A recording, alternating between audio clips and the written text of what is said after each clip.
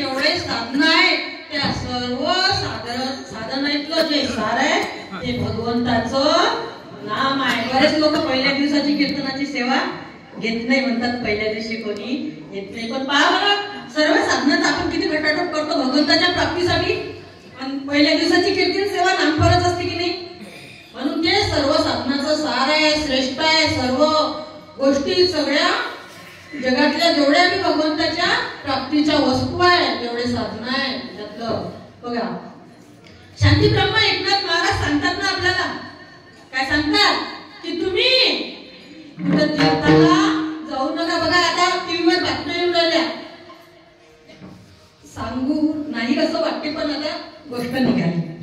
तीर्थाला जाणं म्हणजे अलर्ट झालं शेगाव सुद्धा.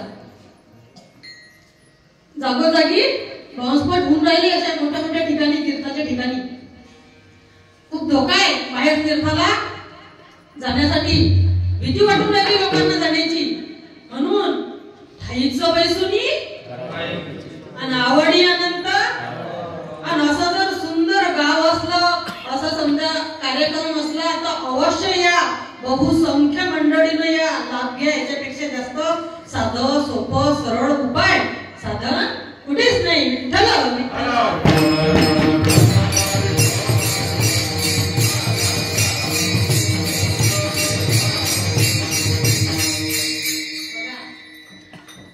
शांती ब्रह्म एकनाथ महाराजांनी सांगितलं का, न लगे तीर्थाचे भ्रमण, न लगे दंडन मुंडन, न लगे पंचाग्नी साधन. मग तुम्ही काय करा, फक्त आठवा मधुसूदन, भगवंताला आठवा, त्याचं नामस्मरण करा. आणि भगवंतांनी ते सांगितलं, संतांनी सांगितलं, पण लोक काही ऐकत नाही की नाम हे सारातलं सार आहे. काही काही लोक संतांच्या सहवासात राहत नाही, आपल्या मनाने भक्ती करतात. मग मनाने भक्ती करतात पण ते काही पूर्णत्वाले पोहोचत नाही. हरिप्राप्तीची उपाय साधने तुटती भवाची बंधने. पण लोक म्हणतात नाही, आम्हाला काही ते पटत नाही, आम्ही काही कोणा साधूच्या नादी लागत नाही, आम्ही आमच्या मनानच करू. भगवान कृष्णाने सांगितलं गीतेच्या 7व्या अध्यायातल्या 3ऱ्या श्लोकात की मनुष्यानां सहस्रेषु कश्चित तरी सिद्धये यततामपि सिद्धानां कश्चित मां वेत्ति तत्वता. अर्थात हजारो मनुष्यांमध्ये एखादाच हा पूर्णत्वाला पोहोचते, नाही तर मग तो जाग्यावरच राहते. आणि हे नशीब लक्षात आलं तर माऊली सांगतात याचा अर्थ ज्ञानेश्वरी की आस्ते चिया महापुरी रिघताती कोटीवरी तरी प्राप्ती तिच्या पैलगिरी पाहिला निघे. म्हणजे या श्रद्धा रूपी नदीच्या प्रवाहात बरेच जण उड्या टाकतात, पण या पैलगिराहून म्हणजे या भवसागरातून तिकडच्या टोकापर्यंत भगवंतापर्यंत कदाचितच एखादा जाते. अन्नथ्या म्हणजे तिथं ते गटागड्या खात राहतात. विठ्ठल विठ्ठल.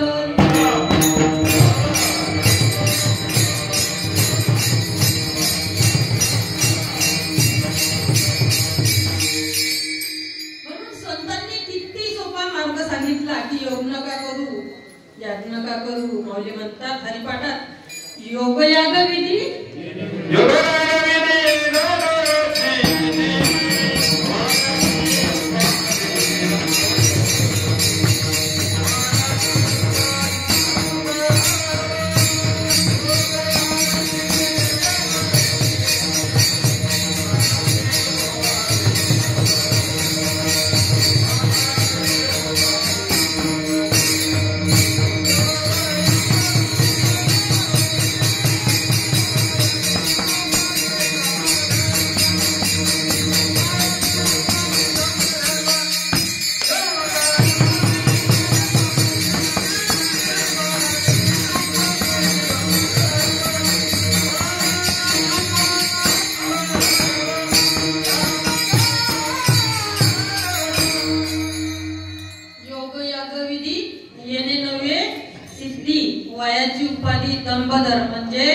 सत्ययुगातला तो योग करायचं काम नाही, त्रेतातला त्याग करायचं काम नाही, द्वापारातली कर्म मार्ग म्हणजे विधी मार्ग करायचं काम नाही. या कलियुगात फक्त कलियुगामध्ये नामच श्रेष्ठ आहे.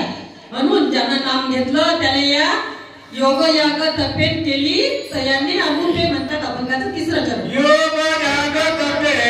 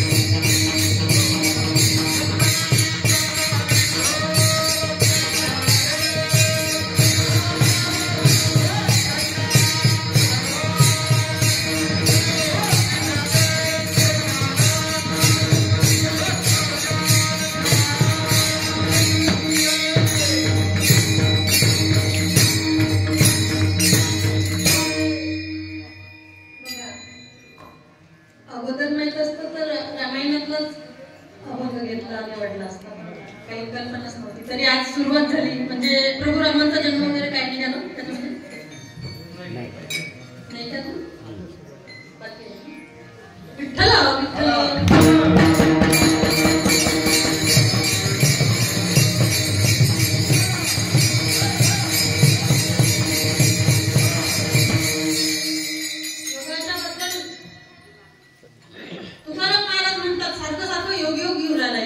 योग म्हटलं तर गीतेत 18 योग आहे.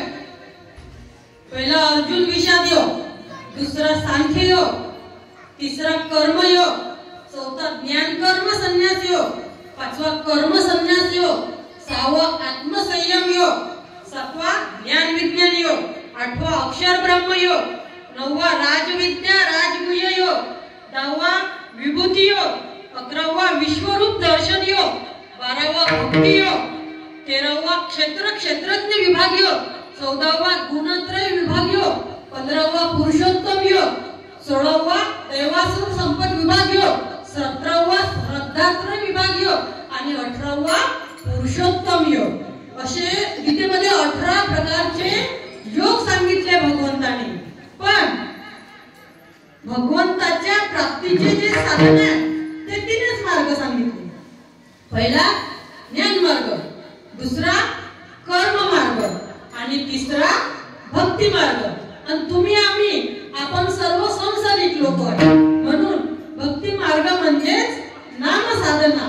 आणि नाम किती गोड आहे, किती गोड आहे की अमृता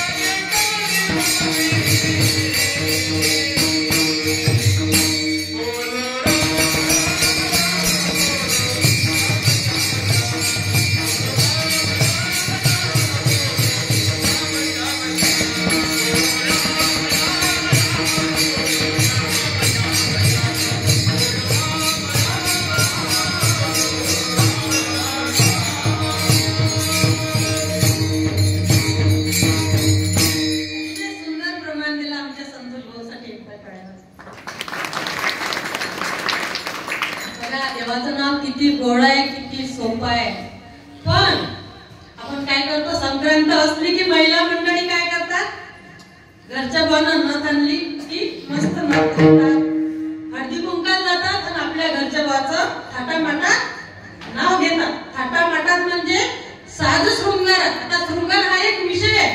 माऊली म्हणतात विषय विषयाचा परिपाडू पण गोड परमार्थ लागे कडू. कडू विषय तो गोडू जीवाशी झाला. बरोबर आहे की नाही? 9 रस सांगेलाय, त्यातला हा एक पहिल्या नंबरचा शृंगार रस सांगेलाय. तर हा विषय आहे. मग बाई काय घालते, ते नथ घालते, मस्त वाना घ्यायला ते पैठणी घालून. पण ज्यांना नथ घालायला ते नाक दिलं त्याला मात्र विसरते. विठ्ठल विठ्ठल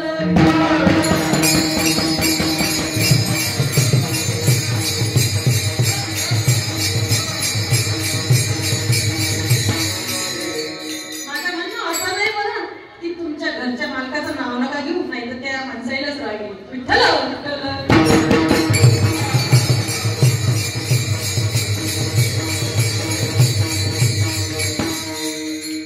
तर बघा, भगवंताचं नाव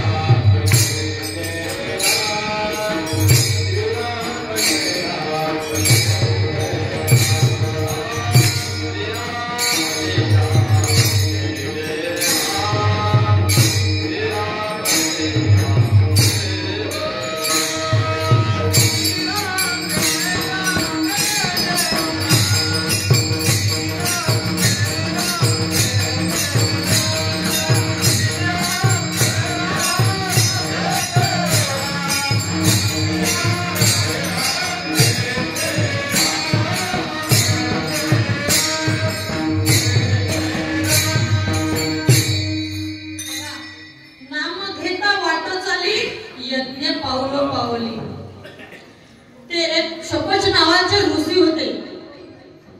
त्यांना जेवायला बोलावणं पाठवलं, पण ते म्हणत होते की मी जेवायला येत नाही. काय कारण आहे सांगितलं की मग पांडव यज्ञ करून राहिले आणि मोठे मोठे तपस्वी संत महंत ऋषी मुनी तपी त्यागी वैरागी संन्यासी सगळे आले, पण तुम्ही यायचे बाकी आहे, तुम्हाला सुद्धा यावं लागते.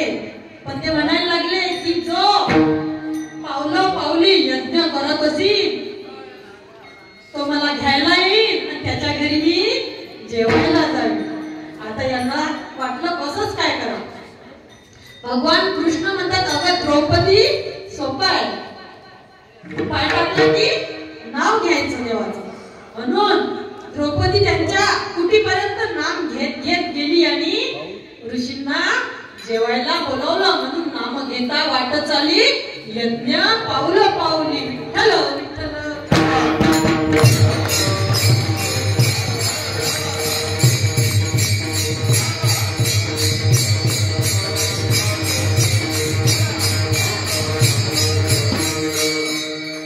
तुकाराम महाराजांनी सांगितलं की योग या तप सगळं या तू कलियुगात नाम साधनेनं प्राप्त होते. मग घ्यायला पाहिजे की नाही. आता एका गावात आजीबाई होत्या, खूप श्रीमंत होत्या. घरी गोकुळासारखंच होतं. 2 मुलं 2 मुली. मुलींचे लग्न झाले, पुण्याला होती मुंबईला होती. मुलं जवळ होते, भरपूर शेतीवाडी होती. आजूबाजूच्या बाया मंदिरात जायच्या, रामकथा चालू होती. चला ना बाई कथा ऐकायला. नाही म्हणे मला काही देवानं कशाची कमी नाही केली, मी कशाला जाऊ, मला सगळं देव म्हणे. देवाची मला खूप कृपा आहे. शेवटी कर्म धर्म संयोगानं नशीब चांगला आजीचा एकादशीच्या दिवशी मृत्यू झाला. पण झालं असं की मुली लांब होत्या, एक मुंबईला एक पुण्याला. त्याच्यामुळे एकादशीचा दिवस आता मुलीला माहिती पडल्यावर दुसऱ्या दिवशी सकाळी येते. रात्र पूर्ण जागरणच करून काढली. सुना आणि मुलं चौघं पण तिथं बसले होते. आता सकाळी मुली आल्या की नंतर म्हातारीला आंघोळ वगैरे घालतील, नंतर नेतील. जेवायला किती उशीर होईल, म्हणजे अगोदरच्या दिवशी एकादशीचा उपवास झाला. आता पोटाला भुका लागल्या, मग करावं तरी काय. आजीबाईनं आयुष्यात कधी दान धर्म केला नव्हता. माघरी सर्वन मला मोठं करो, मला काही काम नाही म्हणे देवाचं नाव घ्यायचे. मी काय पाप केलं, जे पापी असतील ते करतील, देवधर्म ते करतील, सोऱ्या म्हणजे दान धर्म मी नाही करत म्हणे. शेवटी सून उठली मोठी, विचार केला की आता मुली लागून येणार आहे, तोपर्यंत काहीतरी फारस आहे थोडंसं खाऊन घेऊ. चला म्हणजे मी पाण्याचा हंडा ठेवते म्हातारीला आंघोळीला. गेली, चूल पेटवली, हंडा ठेवला पाण्याचा. आजीबाईच्या पोटात मस्त अंगठ्या, गळ्यात गहूपोत, तांदूळपोत, एकदानी, पुतळ्याचं गाठलं, बिस्किट हार, सगळे हार सगळं घालेलं होतं. आता लक्ष गेलं, दोघी देरा ना जेठाण्या. आता इले भेटील ती मला भेटील.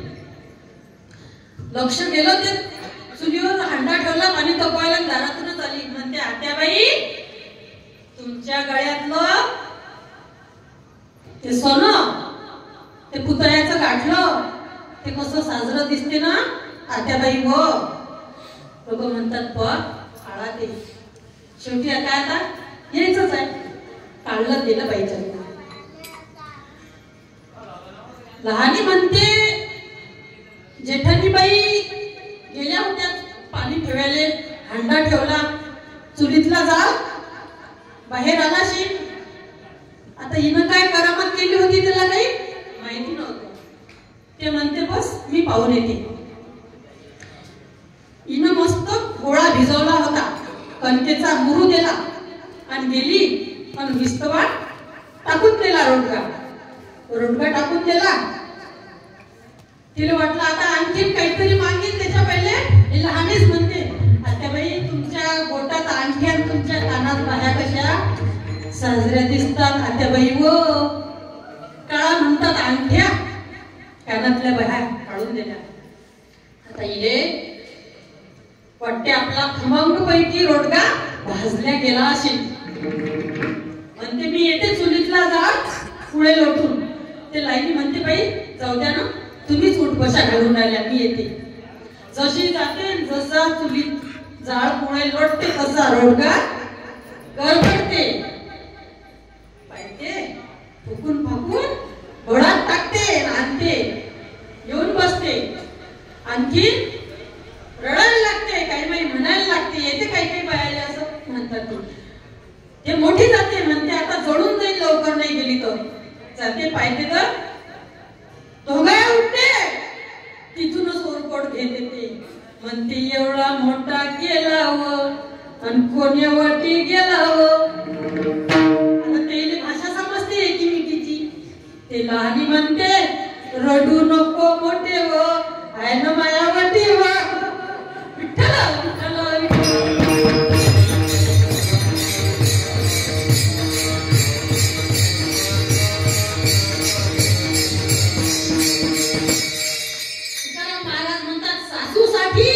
रडे सुन आणि अंतरीची भावना भिन्न. ते रडणं कशासाठी होतं पोटासाठी सोन्यासाठी म्हणून कोणीही कुणाचं नाही.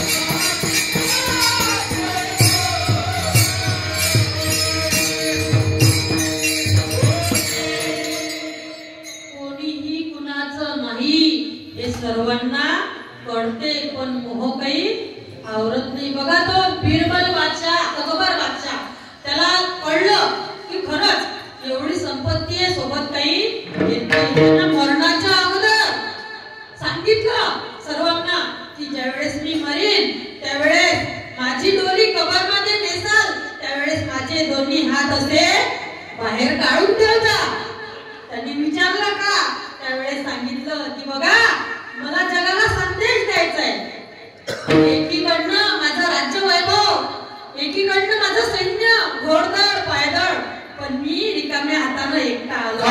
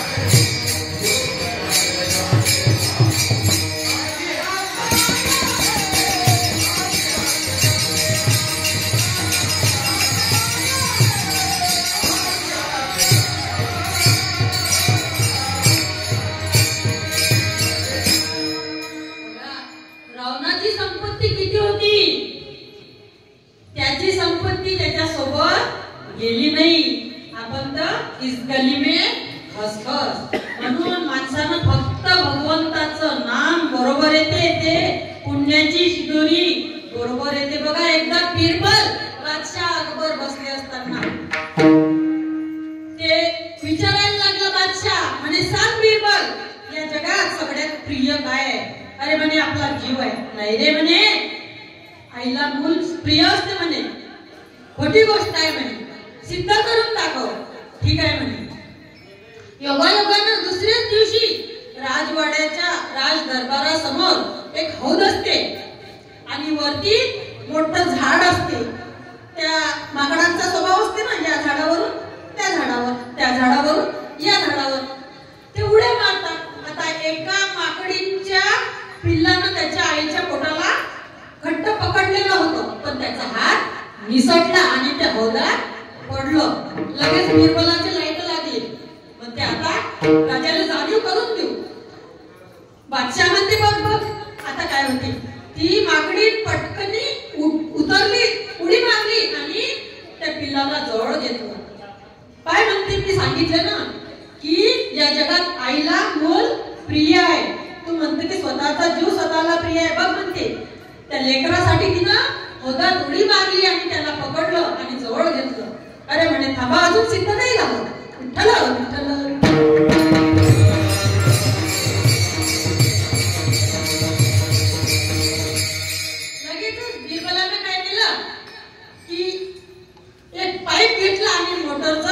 बटन चालू केलं आणि त्या हौदात पाणी सोडायला सुरुवात केली. जसं त्या हौदात पाणी वरवर वरवर वरवर यायला लागलं तसं त्या माकडीनं काय केलं, त्या पिल्लाच्या आईनं ते पिल्लू उचललं, कडेवर घेतलं. मग ते पाणी आणखी वर गेलं. तिनं खांद्यावर घेतलं, आणखी वर गेलं पाणी. तिच्या नाका तोंडात पाणी जायला लागलं. त्यावेळेस तिनं काय केलं, बाळाला डोक्यावर घेतलं आणि आता बस बुडणार, आपला प्राण जाणार. तेव्हा तिनं ते डोक्यावरचं पिलू खाली आदळलं, त्याच्या पाठीवर उभी राहिली आणि दाटदिशी एक जंप मारली उडी आणि झाडावर मस्त जाऊन बसली. आणि ते पिल्लू गटांगड्या खात तिथं मेलं. त्यावेळेस त्या बिरबलानं बादशहाला सांगितलं की बघा मी सिद्ध करून दाखवलं की माणसाला या जगात स्वतःचा जीव प्रिय आहे, म्हणून कोणीही कोणाचं नाही. त्याकरिता भगवंताचं नाव हे श्रेष्ठ आहे आणि तेच आपल्या सोबत येते. अभंगाचं 4थं चरण. तुका म्हणे जपा, तुका म्हणे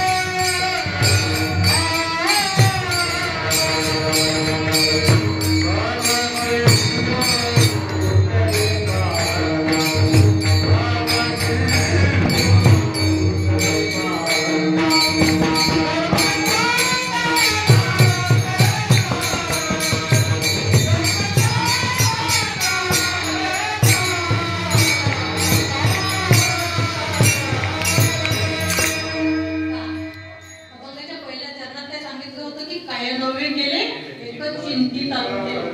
म्हणजे चिंता नका करू, चिंतन करा. आणि शेवटच्या चरणात काय सांगितलं की तुका म्हणे जपा मंत्र त्रिअक्षरी सोपा, म्हणजे त्याचा जप करा. कोणाचं? विठ्ठलाचा. आणि हरिपाठातलं 22व्या क्रमांकाच्या अभंगाने ते सांगितलं की नित्य नेमन आम्ही लक्ष्मी वल्लभ, म्हणून त्या भगवंताच्या नामाच्या जपाला अतिशय महत्व आहे. एकदा त्याचा नामाचा गजर घेऊन नंतर मग संताचा गजर, नंतर पूर्ण विराम. विठ्ठल